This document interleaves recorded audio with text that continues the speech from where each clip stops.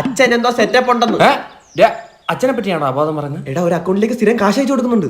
അത് വല്ല ആവശ്യത്തിനായിരിക്കും. ഇത് ആവശ്യത്തിനല്ല, ഇത് അനാവശ്യത്തിനാ.